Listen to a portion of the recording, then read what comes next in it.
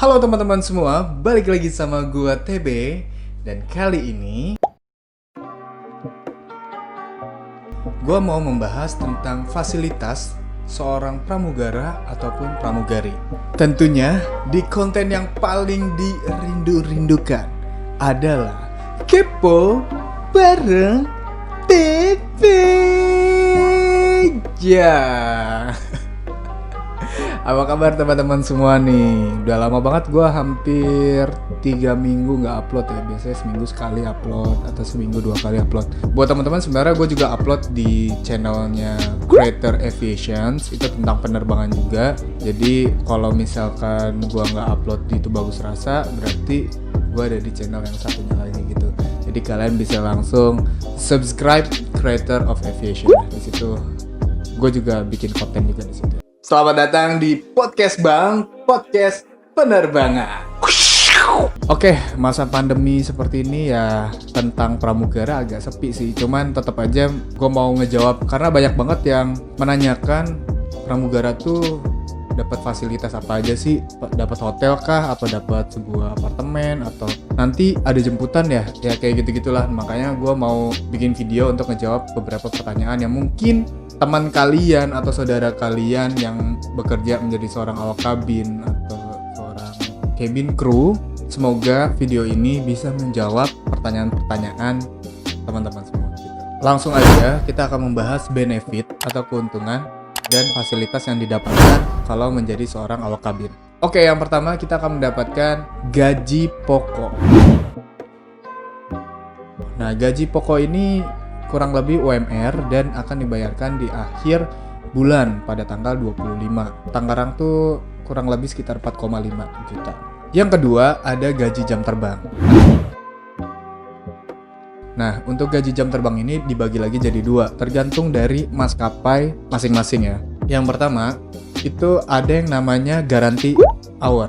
Dari perusahaan itu sudah ditetapkan dalam 1 bulan, mau kalian gak terbang, mau misalnya saudara kalian gak terbang, teman-teman kalian gak terbang gitu, itu akan tetap mendapatkan uang jam terbang sebesar 25 jam misalnya ya.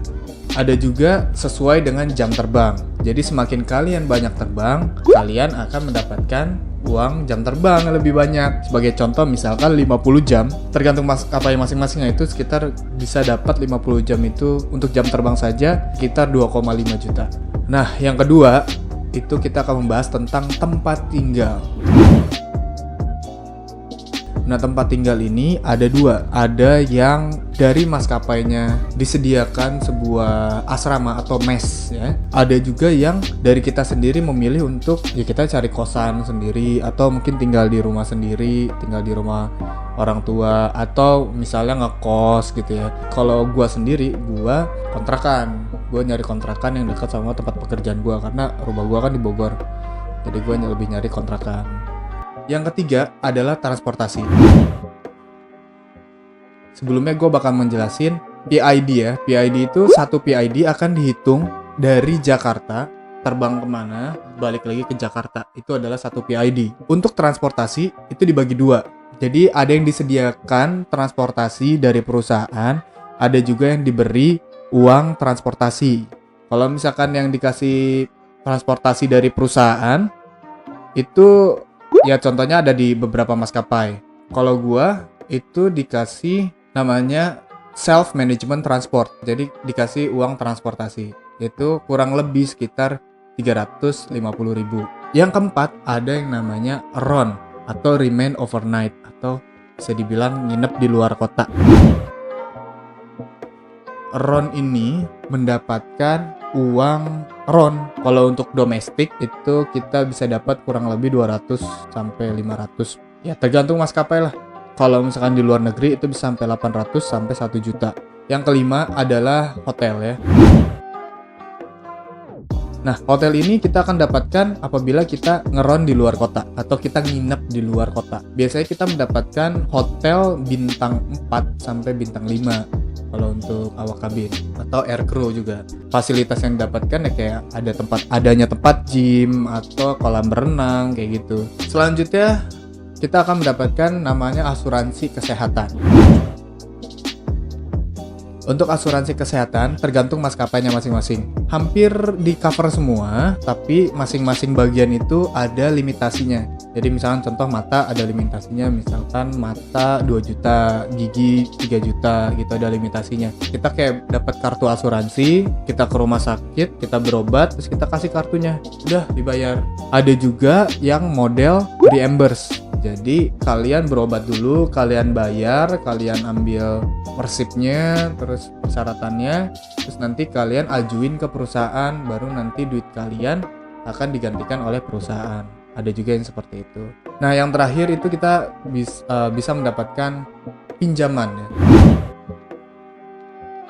Karena kita punya surat kepegawaian. Biasanya kalau misalnya kita punya surat kepegawaian, itu bisa lebih mudah gitu. Ya contohnya pinjamannya yang bermanfaat ya, kayak KPR, misalnya untuk modal usaha, kayak gitu bisa. Oke, jadi ya segitu aja sih. Ya lumayan buat teman-teman semua buat nambah pengetahuan. Barangkali bisa menjawab pertanyaan teman-teman ya. Sebenarnya balik lagi tergantung dari maskapainya masing-masing ya, atau kebijakan dari perusahaan. Di masa pandemi kayak gini sebenarnya dunia penerbangan itu benar-benar lagi diserang banget lah, maksudnya zona merah gitu. Jadi banyak teman-teman yang jarang terbang atau bahkan nggak terbang hampir sebulan, 2 bulan kayak gitu. Jadi mohon doanya semoga pandemi ini ya cepat selesai, atau ya minimal ya dunia penerbangan gitu cepat pulih lagi, penumpang ya cepat naik lagi gitu, penumpang tuh rame lagi. Gua mohon maaf apabila ada salah-salah kata. Buat teman-teman yang ada masukan atau pertanyaan lainnya, kalian bisa komen di kolom komentar. Sampai jumpa di video gua selanjutnya. Ya.